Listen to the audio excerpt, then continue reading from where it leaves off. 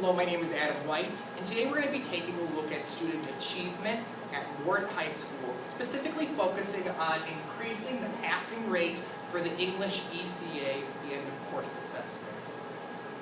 Before we begin, let's go ahead and take a look at the community in which Morton High School is located. Morton High School is located in Hammond, Indiana, which is an urban suburb of Chicago.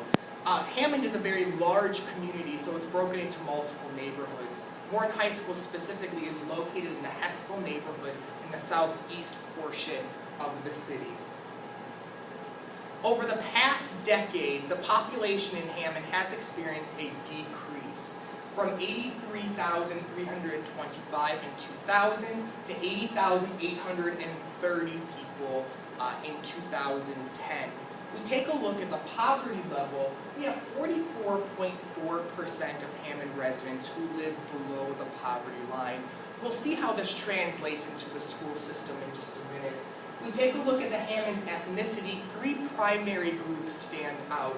Specifically, we have 58.5% of Hammond residents are considered white or Caucasian, 16.52% are African American, and 23.63% of Hammond's population is Hispanic. If we focus our attention on Morton High School is a part of the School City of Hammond District, which comprises of 4 high schools. Specifically, with Morton High School, we see that there is a student body population of 1,185 students for the 2012-2013 school year. Currently, we have 79 teachers, which equates to an 18-to-1 student-to-teacher ratio. In addition to our full-time teaching staff, we do have some support staff as well, with 2 reading interventionists, 2 bilingual support personnel, a behavior specialist, and a school psychologist. In addition to Morton High School, we do have a magnet academy connected to the school called the Academy for the Performing Arts. This is an open enrollment academy where students focus on a specific performing arts area such as dance, music, or theater. In addition to that, the School City of Hammond offers an area career center, which again is open enrollment for students. This is an 11th and 12th grade school where students go there for a technical field such as criminal justice or early childhood education and receive a 2-year associate's degree at the completion of the program. If we focus specifically on Morton High School, we can see that 86.2% of our school student population is considered general education. That means 13.8% of our students have an individual education plan, are classified special education, receiving additional accommodations. We take a look at that poverty level of 44.4% for Hammond, the city of Hammond. We can see how that translates into our free and reduced lunch here at Morton High School. 58.8% of our students are receiving free lunches in addition to a reduced tuition or book fee or assistance with any fees that occur throughout the school year. The ethnicity of Hammond can be translated into Morton High School, but is distributed a little more evenly. Specifically, we have our African American population of students is 29.1%, 37.2% of our student population is Hispanic, and 28.9% is white, so a little more evenly distributed for Morton High School. This translates here to 8.6% of our student body population is considered an English language learner. This brings us to the issue here. The School City of Hammond is experiencing academic failure across the district. Specifically, one of the 4 high schools has been taken over by the state and is going through a turnaround model. Most of the elementary schools are in a turnaround model as well, so there's a lot of struggle that's going on within the school system. Specifically, Morton High School is considered a D school, which is a decrease from a C school last year. When I started teaching at Morton High School, we were actually experiencing multiple years of an F school. So while we have increased to a D, we also have decreased recently from a C. So we do have some progress to make. Factors that contribute to this are the overall ECA scores. if we see that all students who took an ECA last year, whether it's English, algebra, or a retest, or a student who has already taken but has not passed, only 51.9% of our students passed the ECA last year. Specifically with English, that's only 65.4% of our students passed the English, and 56.5% of our students passed the algebra. This is significantly lower than the 80% state average with ECA passing. The other factor that contributes to this is the graduation rate. Last year, 67.8% of our student population graduated from Morton High School. If we take a look at diplomas, we see that the majority of our students are receiving the Core 40 diploma at 60.7% of our population here.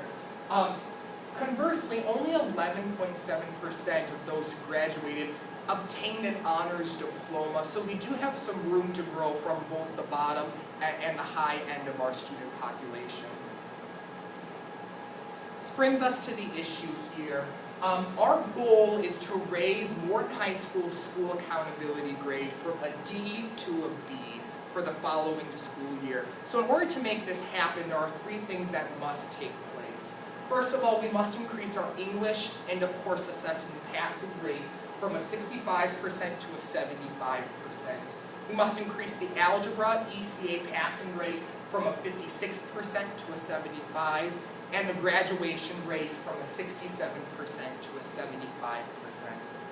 In order to do this, I am proposing three solutions: GovTime, training our teachers on the use of data, and then creating parent sessions for our parent community here at Morton High School.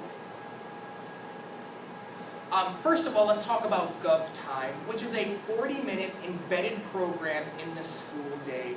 This 40 minutes allows for additional time for content area to be taught and reviewed and address any deficiencies the students might have. So specifically, this is targeted to our 9th grade students, 10th grade students, and any student who needs to retake that ECA test.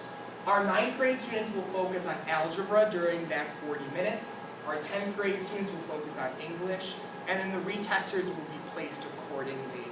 In order to group these students, we will use the data from Acuity. Acuity is a predictive ECA test. So we're going to group our students. Those that are showing they're on the low end of passing the ECA will be grouped together. Those students who are considered our bubble students, who are within a few points of passing the ECA according to Acuity, we'll have a group of passing students and then a group of pass plus students. In order to keep the class sizes low and offer more one-on-one assistance for our students, we're going to have to recruit additional teachers outside the content area. Specifically, we only have 9 teachers in the English department, and this cannot accommodate all 10th grade students, plus any students needing to retake the test. So we're going to have to reach outside of our department and recruit some teachers in. The 11th and 12th grade students will have this time to be a part of organizations or take place in extracurricular activities, like taking a class in the Academy for the Performing Arts, a dance class for example, or maybe helping out in Key Club, or starting a volunteer project to benefit our community of Hammond High School. Ultimately, GovTime seeks to include an additional 40 minutes of content-focused material for our students to help them pass the ECA. The second proposal is training the teachers on the use of data. A lot of our teachers don't realize the amount of data that we have collected throughout the course of the school year and how they can use it to impact their students in their classroom. Specifically, we'll be focusing on the use of Acuity data, which is that predictive ECA test. The student reading inventory, which shows the reading level of the student. If a student is reading at a lower level, that might contribute to why they're not passing the ECA. AccuPlacer, which is a junior level college and career ready test, but we can utilize trends that we're seeing to help address our lower students. And then the use of iSteps in 8th grade. Where are our students at when they come into Morton High School? Specifically, we will conduct workshops by department, led by the department heads, to take a look at what this data is, how to read the data, and how to start including that data in the classroom to address student deficiencies. We will then take a look at strategies that can be included in the classroom during our weekly cluster meetings, which is mandated, embedded, weekly professional development led by 2 of our master teachers. They'll focus on differentiated instruction to help meet the needs of our individual students. Ultimately, we will transform our learning objectives in our classrooms from this is what the kids will be able to do to this is what they'll be able to do and why. So taking a look at, because only 30% of you mastered this on Acuity, we need to learn this skill and master this skill in order to raise the success level of our students. So transform our posted objectives into data-driven objectives so the students know now tangibly why they need to know this. The third proposed solution includes the creation of parent sessions. These would be informational sessions open to our school community that addresses what the ECA is. Many of our parents don't even know that it's a required test in order to graduate. So we'll also address how a parent can help the child at home to be successful on the ECA. It'll be basic information. What is the ECA? When is the ECA offered? What are the results? How do you read the results of the ECA? Most importantly, these informational sessions will be conducted on multiple days during multiple times in order to accommodate the unique needs and schedules of our parents. We want to make sure that everybody has the opportunity to attend these sessions. In addition, we want to go ahead and establish an ECA parent committee. In order for students to be successful in school, they must have that support at home. So we want to invite the parents in on this process. Specifically, this parent community can be an aid during review sessions, maybe a Saturday review session. They can assist the teacher in helping prepare the students. They might help to proctor the ECA on those actual days. Maybe they relieve teachers so they can go to lunch. They can help us conduct reminder calls to our community, calling home to remind families that tomorrow's the ECA. Make sure your child eats a good breakfast and gets a lot of sleep, reminding them when the ECA actually is.